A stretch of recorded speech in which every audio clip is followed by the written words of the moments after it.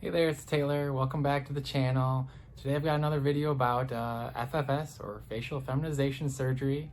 This one comes in response to some questions I was getting, and that's perfectly fine. Just keep sending your questions if you want to know more about something, and here's my cat. So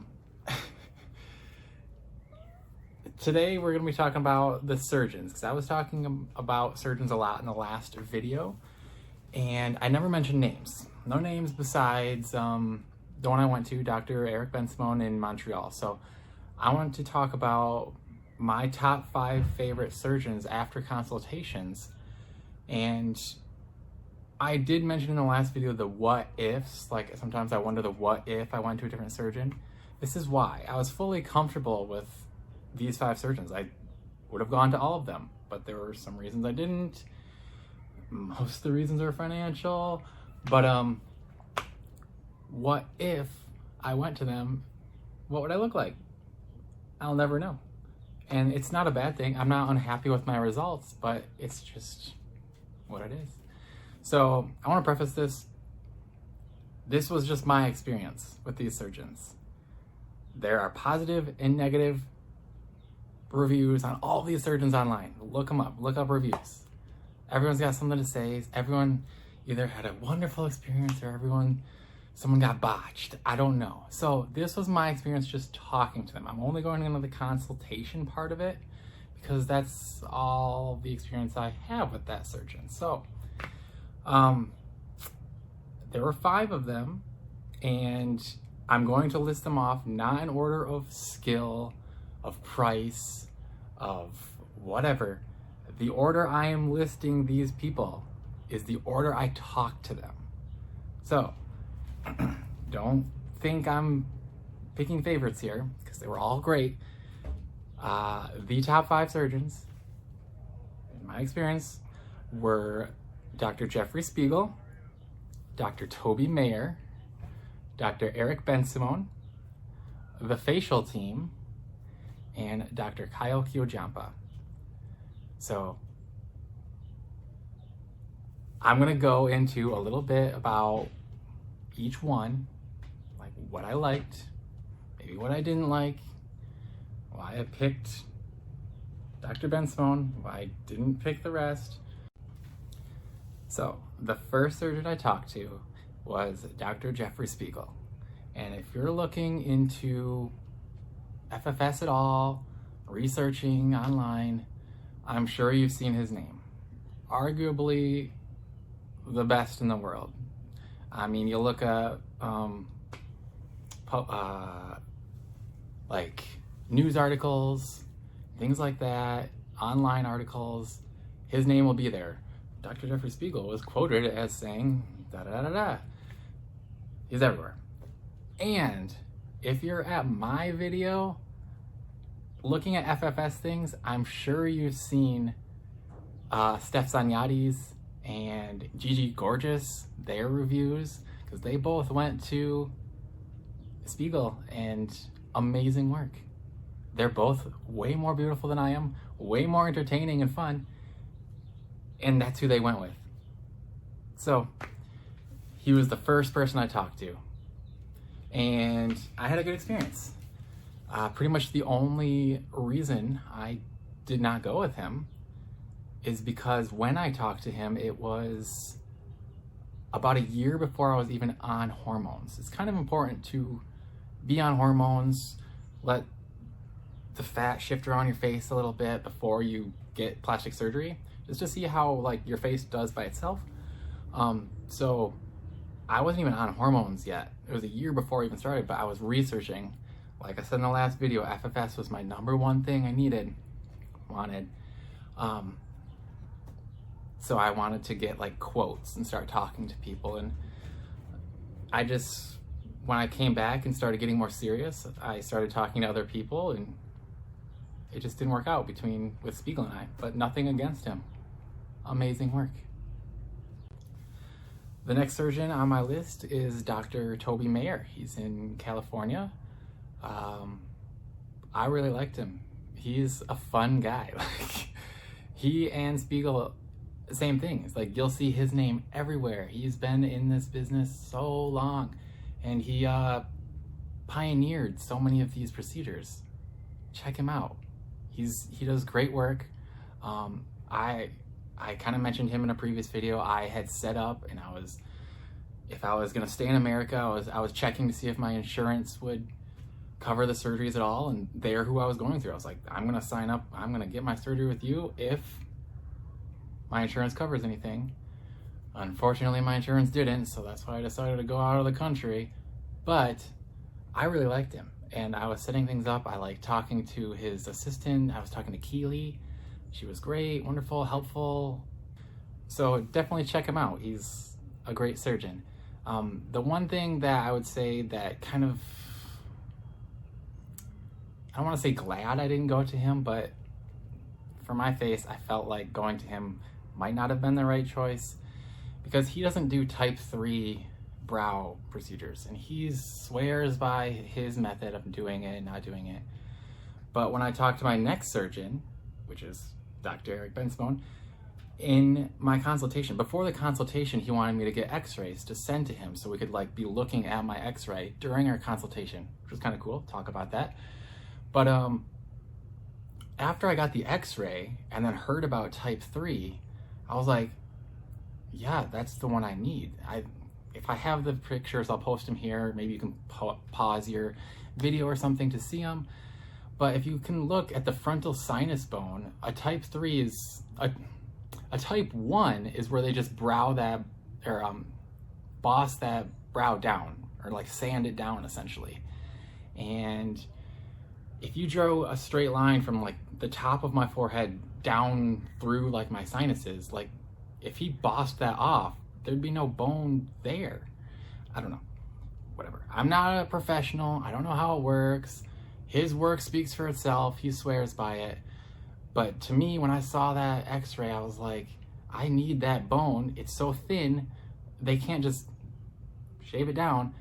They need to set it back. And that's a type 3. They cut off the frontal sinus bone, set it back further, and then reattach it. So look into that before you start going with Dr. Mayer, if that's a concern for you. This brings me to Dr. Eric Bensimon, who I went with. He was great. I really liked talking to him. He's got the qualifications listed on his website. And I did like our consultation where he wanted to actually look at my skull. A really cool thing about him is he didn't really push any procedures on me. He was very like, hey, this is you. Like, do what works for you. And I like that. A lot of the surgeons were like, oh yeah, you're gonna need this. These surgeons might not be on my top 5 list, but a lot of surgeons were like, oh yeah, you need this and you need that. But Eric Bensimon, he was just, yeah, this, you could benefit from this, but it's ultimately your decision and what's important to you. So the negative about Eric Bensimon, because obviously I went with him, Canada conversion was good. America dollar to Canadian dollar, awesome. Again, my insurance wasn't accepted, so I went out of the country for cheaper. Don't base your surgery on just price, but it's a big factor. But the biggest negative for Dr. Bensimon is his social media presence. It's pretty much non-existent, and that's kind of scary. Like when I am researching or looking at surgeons, I want to find someone that looks like me and say, oh, that's the one that he can do this procedure and it's gonna look great on me. But it's like in the consultation, he used the same images that were on his website that looked like they were taken like 10 years ago. And I'm like, I had surgeons like show me this was last week on their phone. I was like, great. So that is his biggest negative. And I know I'm supposed to only be talking about consultations, but I did talk to him about it because after the surgery, he's like, send me 1 month and 2 month pictures. I want to see how you're recovering. And I said, oh, so you can put them on your social media, like a before and after. And he just scoffed. He's like, I don't have a social media. And I was like, I mean, you do. I'm following something, or someone's saying they're you. Anyway, he's like, I don't have a social media. I'm like, oh, well, why not? He said, I do 4 surgeries a week. I don't have time for that. Okay. I mean, if you're that good at what you do and people are coming to you, you don't need to spend the time. So, I mean, that's just what I thought was the biggest negative. I couldn't see more examples of his work. So one thing I forgot to say about Dr. Bensimon was that he does body procedures as well. So, I mean, this is kind of a negative, but like it's also positive, is he might not be considered someone who specializes in FFS. I mean, his website kind of says he does, but at the same time, most of his like reviews talk about his work on like breast augmentation or whatever. And that was good for me because I wanted breast augmentation, and I'll be saying that in a video shortly, talking more about boobs, but this is supposed to be with face. So it was kind of cool for me that he did body and face stuff. But if you're looking at just face stuff, like maybe that's something to consider. I don't know. I just wanted to mention it. So, I mean, you can take that as you will. It's a positive or a negative. Maybe he's just got so much skills. He can do more than just the face. He can do everything. So take it as you will. Just wanted to add it.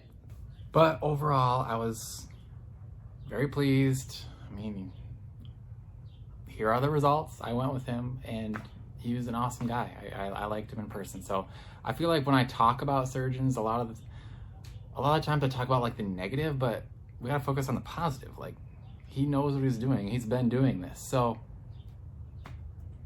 most people you talk to too, most surgeons you go to have the qualifications. So don't be too worried going into it, but do spend some time researching and picking the right one for you. So that'll bring us to the 4th one. And that was the FacialTeam in Spain. World renowned. Everyone knows the FacialTeam in Spain if you're looking up FFS, right? I would have loved to go to, I believe, Madrid, Spain. Awesome. But unlike Canada, the conversion from the American dollar to the euro is not favorable. They're the most expensive, and I guess you get what you paid for. I didn't pay much, so what does that say about me? Anyway, you get what you're paid for with them because you get a place to stay there. When you're getting the surgery done, I believe they have like a different surgeon for a different procedure, hence the team. So like they all work at once. It's like a team. Like someone specializes in the brow, someone specializes in the nose, someone specializes in the Adam's apple. And then they kind of like work together, and like you have someone that just specializes in one thing, and that's cool. Like, so you know each procedure you're getting is done by like top-notch doctor of that procedure. So that's really cool. Would have loved to gone there. It was just a price thing for me there, and being away with our daughter at home, leaving.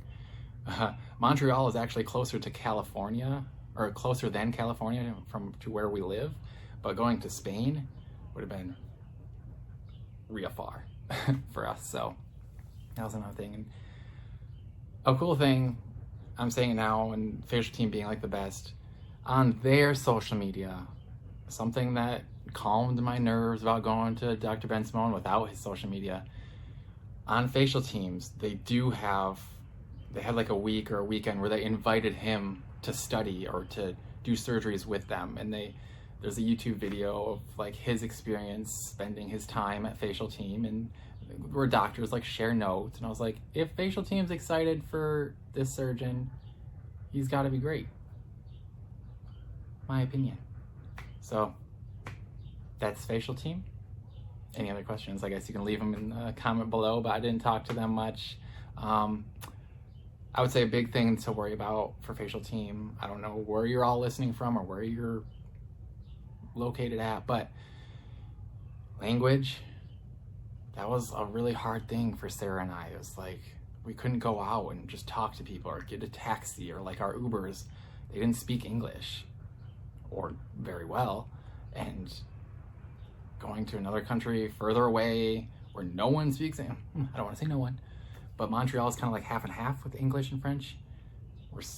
I would assume Spain is very much not half and half. So hopefully you know Spanish, or you can stay in the hospital the whole time where they do speak English. And the last surgeon, I somehow did not come across him until like after I had already like picked a date with Dr. Bensimon. But a trans woman nearby, or in my hometown, that knew my therapist and we were connected, I started emailing her and she's like, oh, I'm getting FFS in like a couple weeks. And I'm like, oh wow, I'm getting that in a couple months. Where are you going? And she said, Dr. Keojampa. I was like, I don't know him. So I looked into him, and I recommend you do the same. He was great. I really liked him. He's such a cool guy. His social media is awesome. He's the one that I was talking about where he showed me the pictures on his phone. He was like, oh, this was a patient last week. And I was like, holy cow. And he's like, swiped around. This was the one we did the next day. I was like, wow. I saw it right there. And I'm not afraid of like blood and skull and bones. So like, I don't care if you show me a picture of someone with their face pulled off. Like, show it to me. I want to see you can do it. So he has those pictures. It's awesome. His social media presence is high. He's kind of like a cool guy. He's kind of like, I don't know. He's like James Bond mixed with like Doctor Strange before he got in his car accident in that Marvel movie. You know, like Doctor Strange was like, I'm the best at what I do. I specialize in, I don't know what he specialized in, the brain maybe. And then Dr. Keojampa's like, I'm the best at what I do. I do the face, and I'm as cool as James Bond and as smooth. I don't know, he's cool. And another cool thing about him is that his story and his connection to the trans community is amazing. Check it out. Or check him out. Go talk to him. Bring it up if he doesn't. But it's pretty great, pretty cool. Like, he studied under Spiegel, so I talked about Spiegel earlier.